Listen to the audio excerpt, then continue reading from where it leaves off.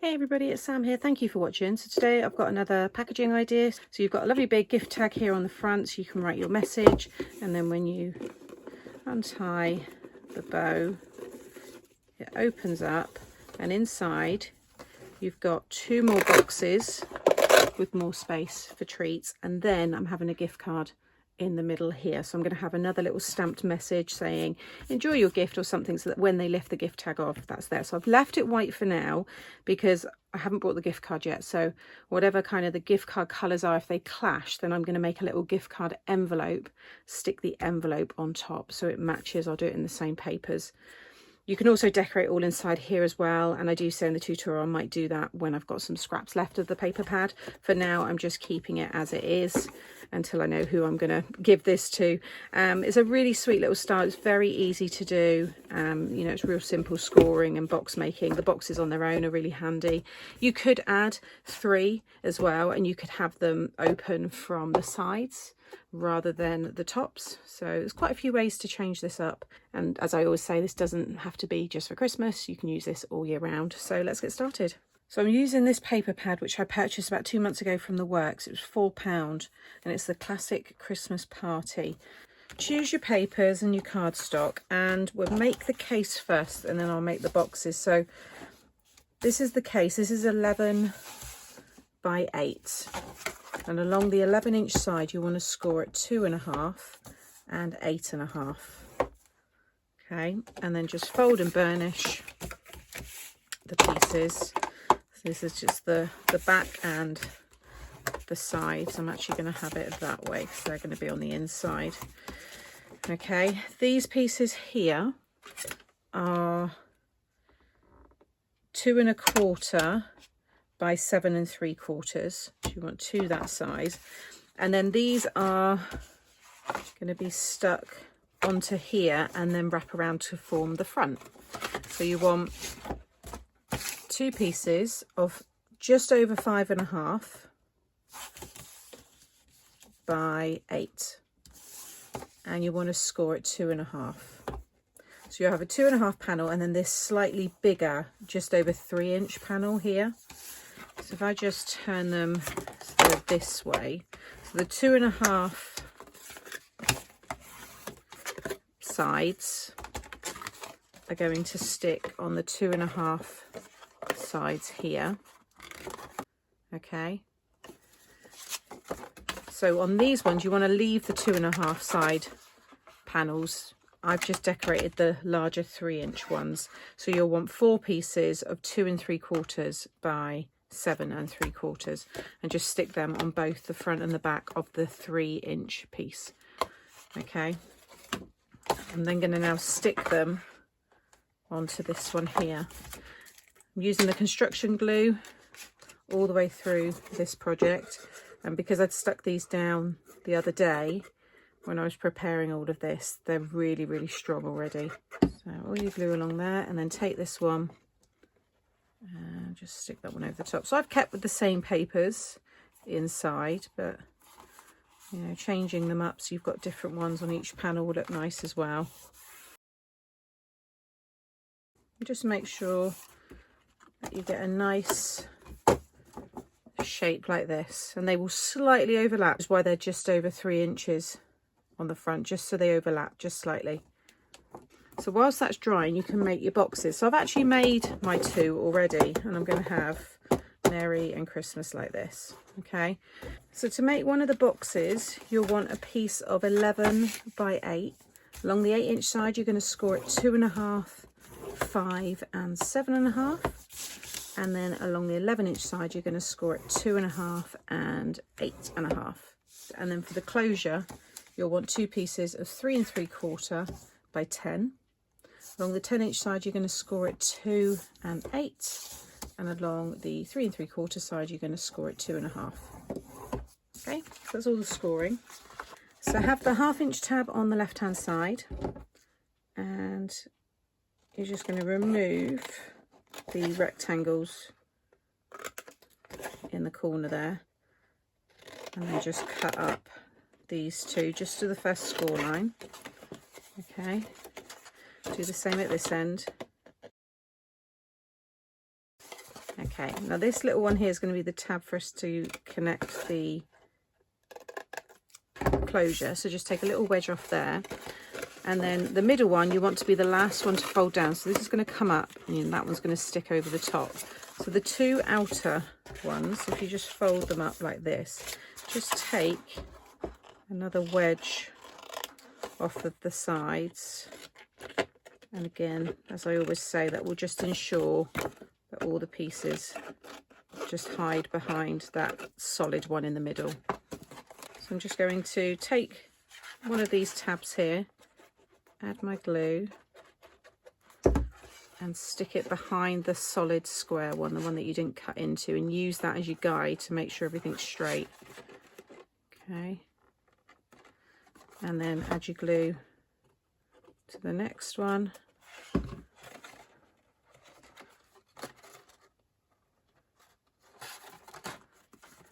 And stick it together. And then do the same at this end. Okay, you'll spend a bit more time on yours. I'm just quickly putting this one together because I've already got them done there. But you should have all the sides in there and then this tab here. Take this piece and you'll have your smallest kind of panels here and then the larger section. The smallest rectangles in the corner there, just remove those. And now this end is going to stick onto this tab here. I'm just going to run my glue all down there. If you flip this over, just line up the score line of that tab so it runs with the bottom of this piece. You'll see it becomes the hinge now. These side pieces will then come in, but what you'll see is when you go to close it is they will catch here. So if you just see roughly where that is happening and just then cut a big wedge off of there, and then use this piece to take that same size wedge off of the other side here, and now they will be able to slide in, and then that is the closure on the front. Okay, then you can add your mats and layers. So you want to do that twice, and then I've added Velcro inside here, used the construction glue to stick all the mats and layers down, and they are now some, you know, really nice strong boxes. So you're going to have one at the very top, one at the very bottom, and it's snug. It really does wrap around quite tight. If you want it to be looser, then don't stick these down yet. Bring these sides up and then attach these pieces whilst it goes around. But you'll see there, it just joins once that's pulled tight with the closure that I'm going to do. But if you want it to overlap more, then just make these bigger as well. You can always do that. So there's ways to adapt it, because you might want to do like where they fold over each other as well. I've done it so that this top one opens with the closure inside here, like so, and then this one has it on the top here. If you want, you can have them both of the closures facing in the same direction, but then that one's going to be at the bottom, and it might just kind of, this bit might hang out. So I've done mine that way, but it's up to you. So I'm going to add my glue all over here. Now, if you want to decorate the inside and you want to add one big piece in here, then this is this is 6 by 8, so I do a piece of 7 3/4 by 5 3/4. But I've just got this plain piece that's going to go in the middle here, and that's going to be for the gift card.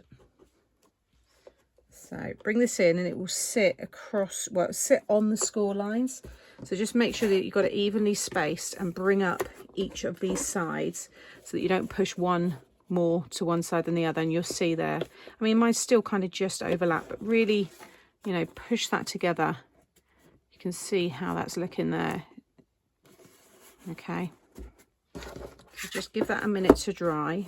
If you want to, you can stick these sides onto here, so it just opens like this, and then this could be filled with sweets, you know. So there's, like I said, there's quite a few ways to adapt this.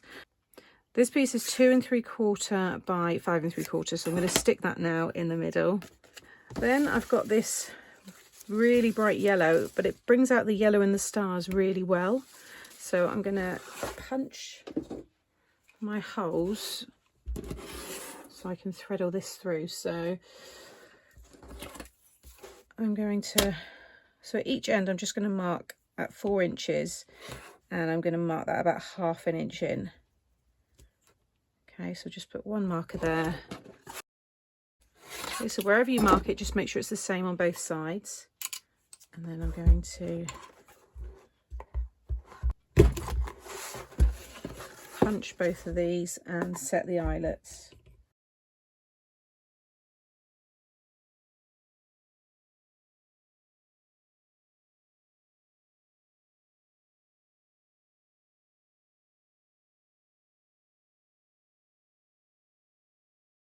So that's everything stuck down. So I've used the Merry Christmas is my funky alphabet, and I've cut it in a glitter card, white. Then I've got foam adhesive in the middle, and then I've got the green.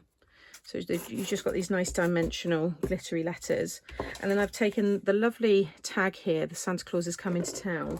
And this was from the Apple Blossom Festive Globes. And I got this when they reduced, or they had a big like clearance, and things were like 99p. And I got a ton of Apple Blossom bits and pieces. So it's nice to use those. You got this other big one here, believe in the magic of Christmas. You better watch out, naughty or nice. You got the silhouette there and everything. So I've already thread through the ribbon there. So I'll pop this through this side. What I'm also going to do is just maybe pop a little stamp here that says enjoy your gift, so that when they lift the gift card off, there's a little message there for them. And then just pop this one through this side. And then tie that all together. I'm also going to decorate the sides of this because I've missed them, and you do actually need it, I think. So just cut yourself another 2 pieces of 2 1/4 by 7 3/4. So I'll do that and you'll see it in the photos. But it's a bit different using the yellow. I don't tend to use a lot of yellow at Christmas, but I think it does go quite nicely with this paper. I'll probably tie that a little bit tighter. Like I said, I might even put the green piece of card behind there. So this is what I mean. If you cut a piece of 8 by 1, and if you just stick it to the left or the right hand side, just half of it, then you'll get it kind of filling that gap there. I think the reason why mine's doing that is because I've got these words on foam, and they're just kind of, see how it's like lifting them up. So if you've got your decoration on there flat, then you're going to get those closing fine. But I might just stick that underneath. I'm not too worried, to be honest, but anyway, it's an option. Otherwise, just make these a little bit bigger if you are going to put some dimension on there. But yeah, I'm going to get the sides done there. I'm not going to worry about the very back there. I don't think it needs it. So I hope you've enjoyed this packaging idea from me today. As always, I will try and link as much of the product that I've used in the description box below, and I'll be back again soon with more tutorials. I will also have some other packaging ideas coming up now. You might want to go and watch those next. And as I always say, if you've enjoyed today and you're not subscribed, consider subscribing and then hit the notification bell so you won't miss any future videos. See you all again soon. Bye.